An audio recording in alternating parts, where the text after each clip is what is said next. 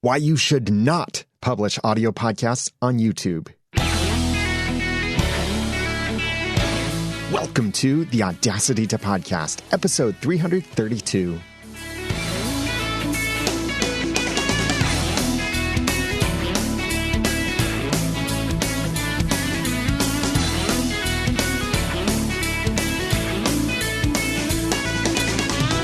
Thank you for joining me for the Audacity to Podcast. I'm Daniel J. Lewis, and this is the award-winning in-depth podcast about podcasting. It's where I give you the guts and teach you the tools to launch and improve your own podcast for sharing your passions and finding success. Many podcasting tools these days offer the ability to automatically cross-post your audio podcast to YouTube. But I don't think you should do that, and I have 11 reasons I think you should not be doing that. And these are reasons that you should really take into consideration if you care about YouTube and if you care about people who are using YouTube. If you'd like to follow along in the show notes for episode 332, then tap inside your app or go to theaudacitytopodcast.com/fake video. And I really think you're going to want to look at the show notes for this episode because not only do I have the entire outline, these notes, some of the links, but I also include some screenshots, some really exciting charts too, if you really like charts. But you might want to see these charts as I describe some of these numbers to you. So either tap inside your app if it lets you see the images or go to theaudacitytopodcast.com/fake video. And you're going to hear me use this term fake video quite often. I came up with this even before we had the whole fake news thing. This is what I use to describe what I see many podcasters making when they put their audio podcasts on YouTube. This is when they take the whole audio of their episode, put it into some video program or use some kind of tool that then turns that audio into a video, but it has either a simple single static image, maybe it's animated a little bit, or maybe it's a few images, but it's essentially audio with pixel dimensions and a frame rate. It's not anything you would actually sit and watch. It's only something you would listen to. Now, I'm not talking about audiograms. Those are the short animated videos where you see like an animated waveform or animated captions or something like that. And those are very short, usually 10, 15, 30 seconds. They're entirely separate from this. And I think those nice short videos like you can make with Get Audiogram or Men's Audiogram Creator or Wave or other tools like that, I think those are good. And that's completely separate from this. So these reasons I'm going to share with you are about using the fake video approach, putting an audio podcast in its entirety onto YouTube as a fake video. Follow along in the show notes inside your app or go to theaudacitytopodcast.com/fake video. Number one, the supporting reasons are mostly misunderstood and short-term. I usually hear 4 different reasons for publishing fake video on YouTube. First, to make your content discoverable on Google and YouTube. Well, that's maybe true, but only at first. It will soon be demoted and might not show up at all in search results. Second reason I often hear is it's easy and maybe even automated with these publishing tools. But simply because something is easy doesn't mean it's good to do. Reason number 3 I often hear, it reaches a non-podcast audience. And this is true, but it's reaching them so ineffectively, you might not see any positive results. And reason number 4, it can't hurt. Well, actually, it can hurt. And you'll understand that then from the rest of the points I'll be sharing in this episode. So that's number 1 reason you should not publish audio podcasts on YouTube. The supporting reasons are mostly misunderstood and short-term. Number 2, it's abusing the platform. YouTube is a video platform. It's designed for videos. When people search or browse YouTube, they expect to watch videos. Posting fake video goes against that simple premise of video, something that can be watched. Consider these other things, for example. If someone writes a long blog post, they take a screenshot of that long blog post, they crop it to a square image, and then they share that image on Instagram, we'd probably consider that abusing the platform because they've put their entire blog post in this tiny little image you can't even read. Or what if also on Instagram, someone makes a completely blank image, uploads it to Instagram only so they can write a long blog post along with that image? we would probably also consider that abusing the platform. Or if someone releases a series of silent podcast episodes only so they can put out the titles in podcast apps and make their podcast findable with these additional titles, but there's no actual content along with those episodes, we would probably consider that abusing the platform. And therefore, if someone publishes only audio but no video on a video-based platform, I think we should also consider that abusing the platform. This is not an effective technique for sharing content appropriate to that platform. This is more like a black hat hack with kind of like a bait and switch aspect to it. I see this as abusing the platform. It's not going to help you. That's number 2. Reason number 3, the view stats are meaningless. In episode 330, I talked about podcasting stats that are meaningless because they don't tell you any actual information or truth. And there's a similar thing with YouTube. If you publish a fake video or you see other fake videos, you may initially think it's a success because of these amazing view counts. But like downloads per time that I talked about in that episode about meaningless stats, view counts also don't tell the whole story and are thus a meaningless stat. Social networks count something as a view after different amounts of time. It could be 3 seconds, 7 seconds. YouTube seems to have a 30-second threshold before it counts anything as a view. So someone could watch a video for only 30 seconds and it would be counted as a view. But if your video is as short as a few minutes or much longer, watching only 30 seconds of it, or actually I should say playing only 30 seconds of it, is really meaningless to the actual consumption. Think of it like a local store, whether that's Walmart, Target, anything like that. The way YouTube and other social networks work, they would count you as a customer every time you simply drive by and look at the store. Because you were thinking about it, you recognized, oh yeah, that's a store there. They would count that as a customer if they were using these YouTube measurements. But were you really a customer if you didn't at least go inside the store or a customer at that moment? Contrast that with the nature of podcast downloads and podcast consumption. This is more like counting everyone who entered the store, not merely looked at it, but actually went in. And true, maybe not everyone who goes into a store stays in for very long or even buys anything at all. But the majority of people who go into the store do buy something, and they were still a customer by entering and behaving like a customer. So in the podcast measurement space, when we're measuring downloads, we know that the behavior of podcast consumers is that they generally listen to or watch what they download.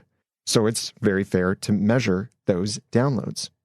I've seen data on some fake videos that seemed highly successful. And in one particular case, on one of the podcasts on my network, Resurrection Revealed, they experimented with a whole season of uploading their podcast episodes as fake videos to YouTube.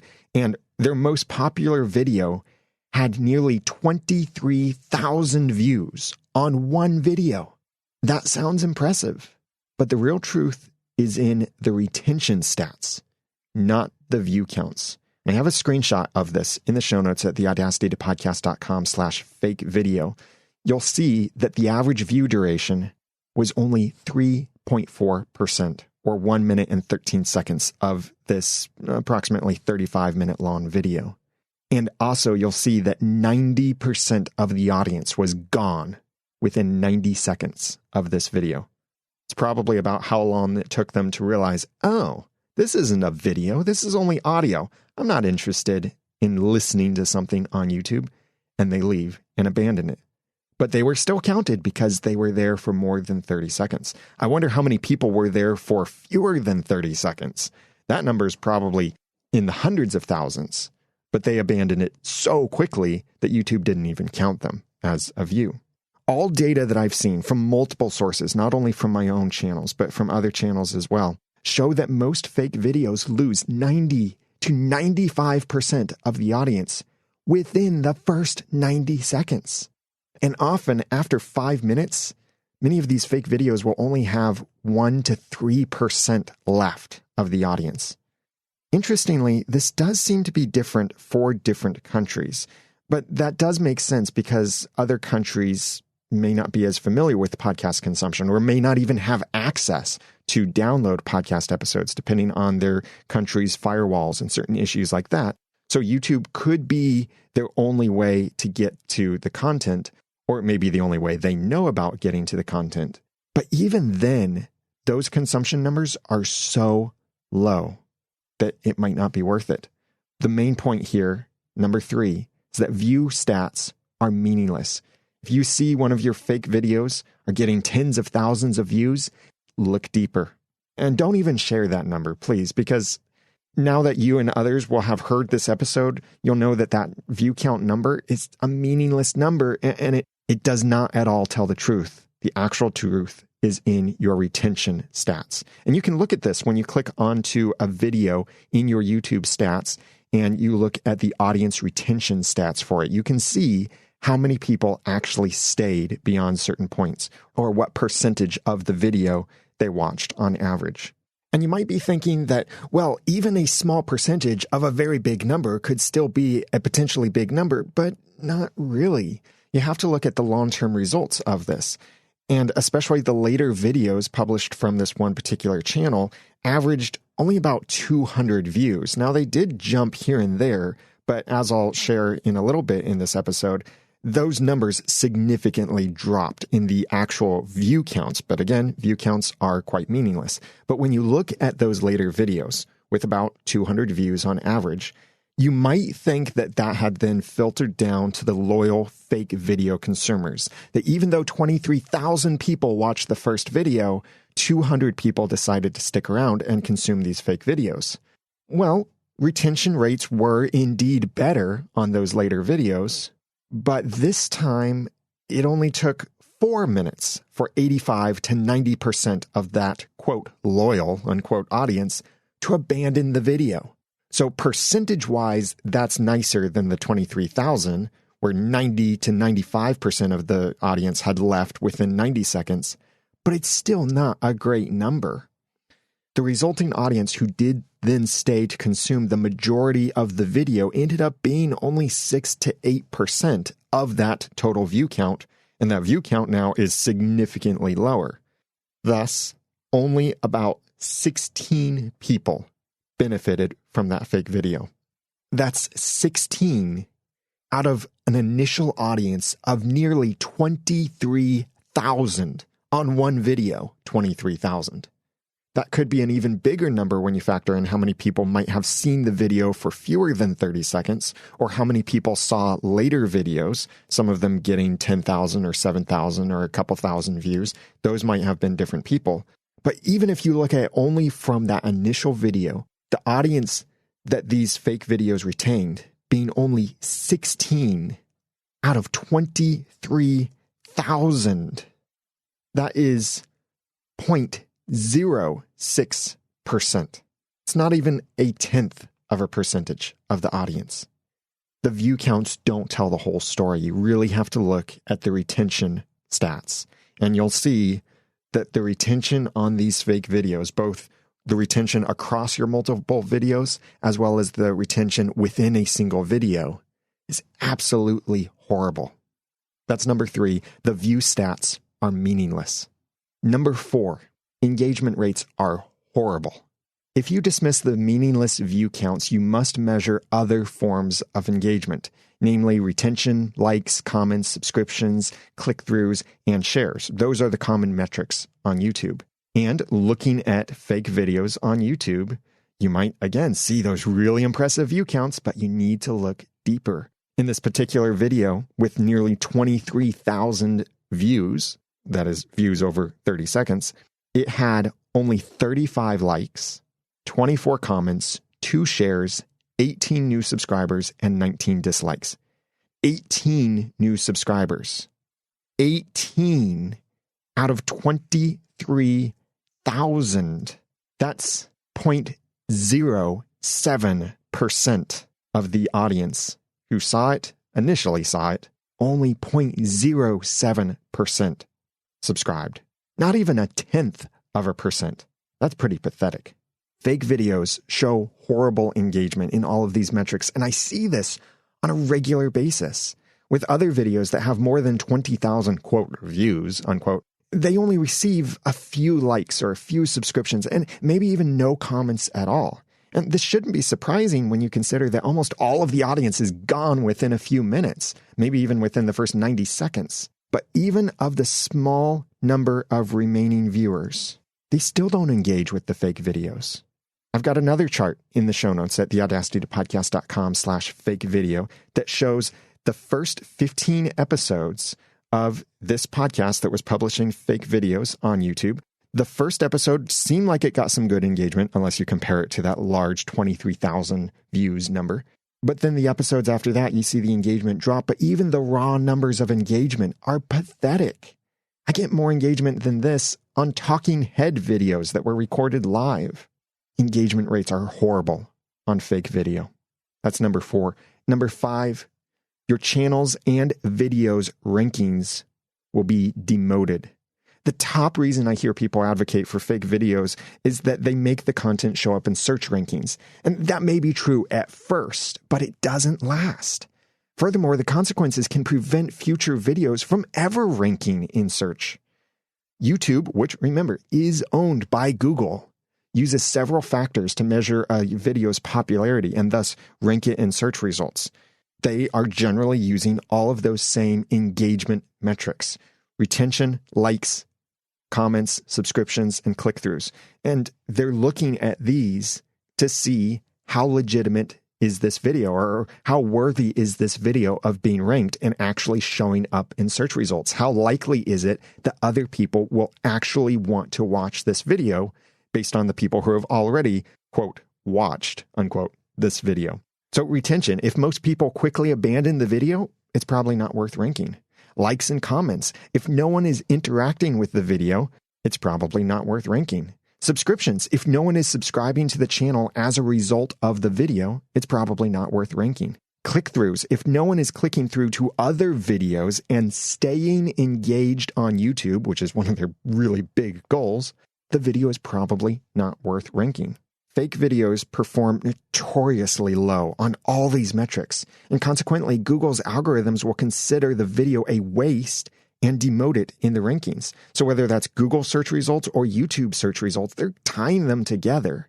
That video may never show up because Google and YouTube will decide no one else wants this video, so why should we recommend it to anyone else? Could you imagine my recommending a doctor this same way as we might expect Google to recommend fake videos? And if I'm saying to you, oh yeah, you should go see this doctor. I don't actually know anyone else who ever sees him. I haven't seen him. And he's not a very good doctor anyway, but you should go see him. That's not the kind of advice you'd be looking for. And that's why Google doesn't recommend fake videos. And they very quickly start to demote the fake videos, especially as you publish more and more of them. That's number 5. Number 6, YouTube doesn't like you're making people leave. Google wants people to stay on YouTube. It's easy to waste hours and hours on YouTube because it was designed with exactly the scientifically proven tactics to get you to stay on YouTube. Even when I was first preparing this episode, I got sucked into watching video after video after video after video, all real videos, by the way. I was sucked in because they designed it to suck you right back in, kind of like the mafia too. So if you create content that doesn't encourage that behavior, YouTube won't like it. If you're making people leave YouTube either because your content is so bad and people decide, ugh, I better just get back to work. I enjoy my dead-end job more than this horrible thing. Or maybe you're making them leave YouTube by taking them to a different website, like your own website or your podcast in a podcast app. When they see you doing this, they'll either demote your video or sometimes even find other ways you might be violating the community guidelines, which I'll quote from in a little bit as it's more relevant to another point. This is number 6. YouTube doesn't like you're making people leave. Number 7, Content ID gives content owners control over your videos. When you upload a video with any copyrighted material, regardless of how you use it, whether it's fair use or you're commenting on it or it's parody or anything like that, YouTube's advanced bots will recognize and flag it with their Content ID system. This then notifies the copyright holder, or maybe the copyright holder has some rules already in place, and then they control many things about your video. So if your content is flagged by Content ID, the copyright holder can keep your monetization, or if they're feeling generous, they can share the monetization with you, but most of the time they probably keep it all to themselves. They can also choose to block your video from displaying in some countries or worldwide. They can choose to block your video from certain platforms such as mobile apps or TVs or embedded or displaying full screen or anything like that. They can also choose to have your video muted. I've seen many legitimate videos with legitimate uses of copyrighted material get flagged by Content ID, like a movie review podcast or a music review podcast that comments on and plays a portion of the movie or soundtrack. And while the actual use may be covered under fair use in the United States, the Content ID system will flag that, and then you can't monetize it, or then maybe that video can't be played everywhere, simply because there's copyrighted content in it, regardless of what kind of license you might have or allowance you might have to play that content. And you can dispute a Content ID claim, and I have a link to that and to more information about Content ID in the show notes for this episode. But failing those Content ID disputes could lead to even bigger consequences with your channel. So it's something that you have to decide, is it really worth fighting this battle? Because if you lose, you could lose more than that one video. You could lose your entire channel sometimes. So number 7, Content ID gives content owners control over your videos. Number 8, copyright strikes are aggressive. In extreme cases, your videos could give your channel, your entire channel, not only that one video, but your entire channel, a copyright strike. You can learn more about that from a link I have in the show notes for this episode. That copyright strike usually means the video will be removed, and you'll carry that strike on your account. Even if you remove the video yourself, that doesn't remove the strike on your account. And when you have a strike on your account, that could limit other features, such as monetization or live streaming. Further abuses will then usually result in a complete closure of your account. We ran into this in a very innocent way when we were doing the International Podcast Day live stream. We scheduled these 30 live events ahead of time, and one of the titles of one of the events matched something. There was no content whatsoever there, but the title matched something else that made it look like we might be using copyrighted content in that. So instantly, that resulted in a strike. And it looked like we would not be able to live stream for International Podcast Day, which made Steve, Dave, and I really start to panic because we'd built everything on this one channel. We wanted it all to be on this one channel. So we were very grateful that we were able to get things resolved with YouTube and got that strike removed from our account. But you might not always be able to get a strike removed, because what if they realize that your use of that copyrighted content is completely illegal, and so therefore your channel deserves that strike? They're not going to remove it in that case. That's number 8. Copyright strikes are aggressive. Number 9, monetization may be limited. YouTube is a monetized platform.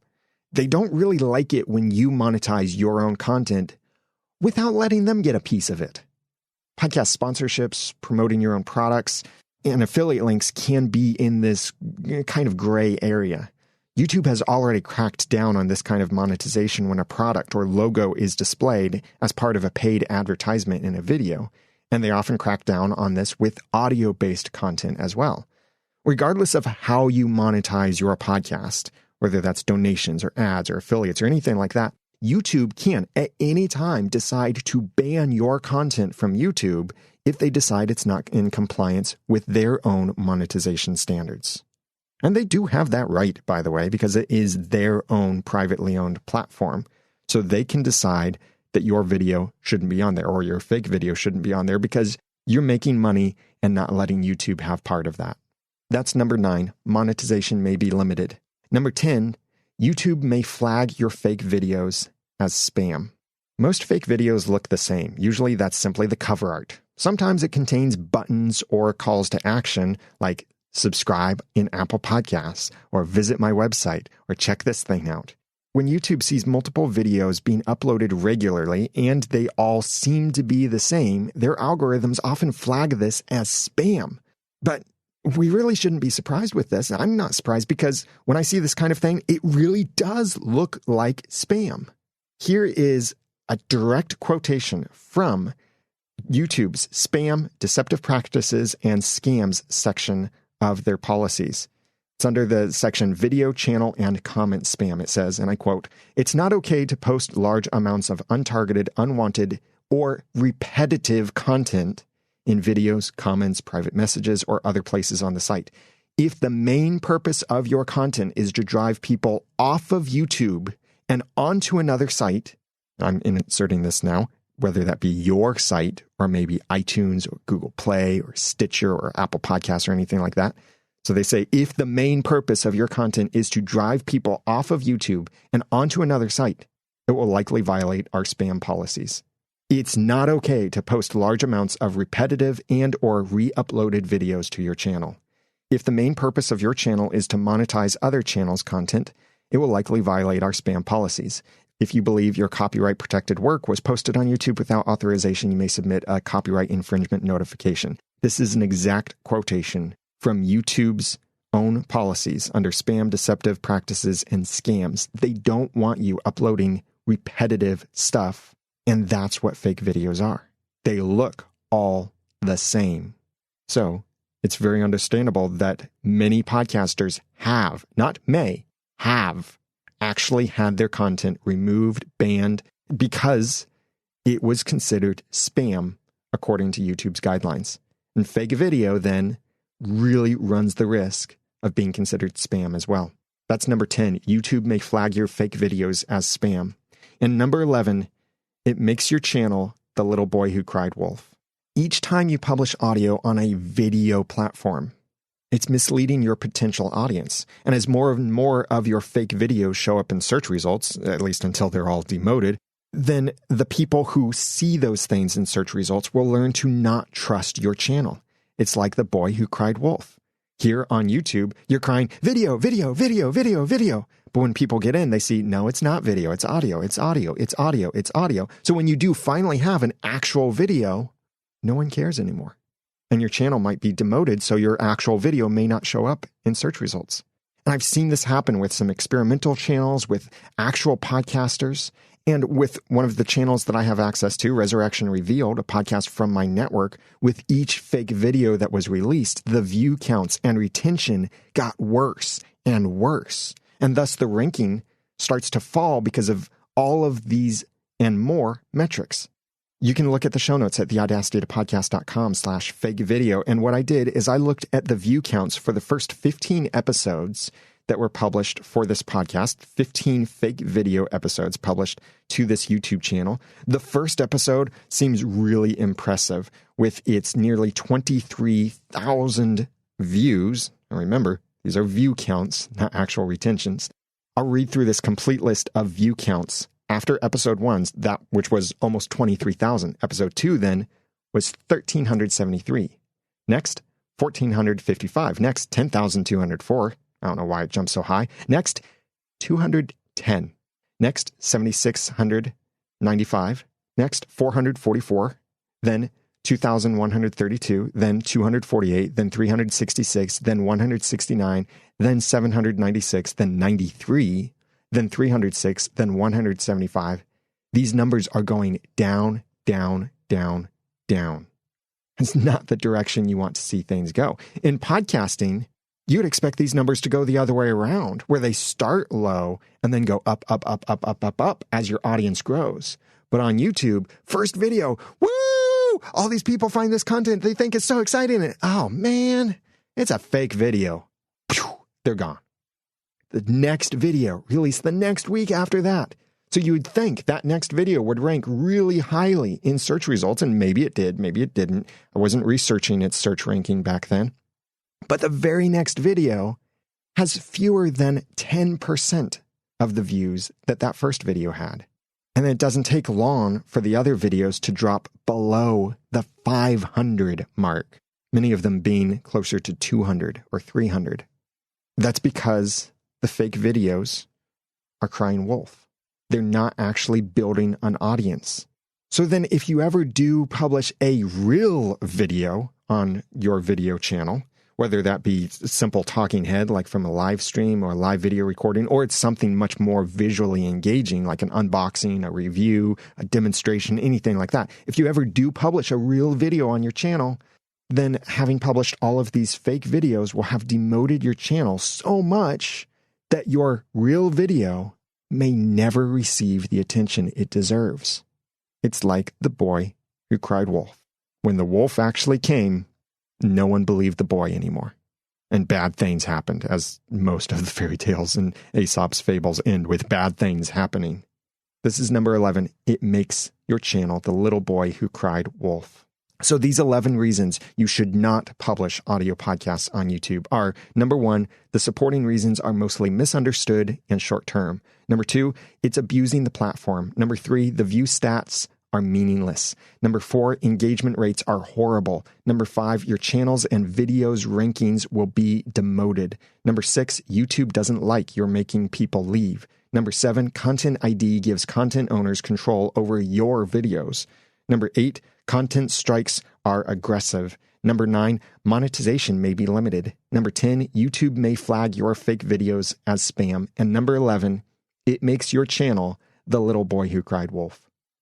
If you want to go back and review any of these or see some of the charts and data that I share with these, then go to the show notes at theaudacitytopodcast.com/fake video, or you might be able to see those images inside your podcast app with a couple taps, or else go to the website. You'll be able to see the images there. So in conclusion, should you publish fake videos on YouTube? I think there are so many better ways to use YouTube than fake video. I did a whole episode about how podcasters can use YouTube. Go back to episode 186, or I have the link to that in the show notes for this episode.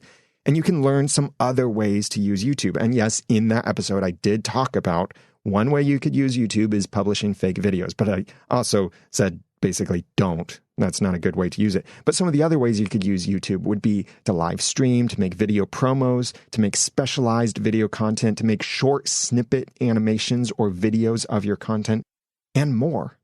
But if you really don't care about the YouTube platform and don't care much about its users, then go ahead and publish your fake videos on YouTube. But keep in mind the potential consequences, the potential costs, and the potential extremely low return on your investment. And your investment could be in time, in skill, or in money. Don't think it's worth it. If you're going to be on YouTube, publish actual videos, even if the video is simply talking head video. Even when I've done talking head kind of content, and what I mean by talking head is maybe I've turned on the webcam, maybe I've done a live stream, maybe I've simply looked at the phone camera and recorded a video, that kind of thing. I see the retention rates for that are much better. Now, it really depends on how good the content actually is, but retention rates for simple talking head video, I usually see to be around 40% for the majority of the video, even some very long videos I've got on my own channel for the Audacity to Podcast, where I did some live streams or screencasts, or like one of my most popular ever videos on YouTube. Actually, I think it is the most popular video I've done on YouTube, is ironically a long video about time-saving shortcuts in Audacity that has good audience retention. About 20 to 30% watch the entire long video that's supposed to save them time. I know the irony is all over the place with that video. But then those videos where I'm showing something, I'm demonstrating something, it's a short video, it's an unboxing, it's a review, it's a tutorial. Those videos have much better audience retention. Like 50 or even 60% watch the majority of the video. Now, I don't have access to other places like Written Links videos or the Honest Trailers videos or some of these other highly entertaining videos out there. But I would anticipate their retention rates are very high for all of their videos, especially because they're designed to be interesting, short, and engaging through the entire video. So if you're going to publish fake videos on YouTube, now you know the consequences. Now you know why I think you shouldn't publish fake videos on YouTube. But like everything else in podcasting, this really is ultimately your own decision. I hope, though, that you choose not to do this. And if you're going to be on a video platform, that you would invest in making actual video so you could see far better results and get a far better return on your investment of time, skill, or money in making those real videos. I know this information is pretty controversial, and a lot of people might not like this. So if you want to comment on the show notes for this episode, share some of your data, share some of your thoughts on what I've shared here, or maybe even add to this list of why you shouldn't publish fake video on YouTube, then go to the show notes at theaudacitytopodcast.com/fake video.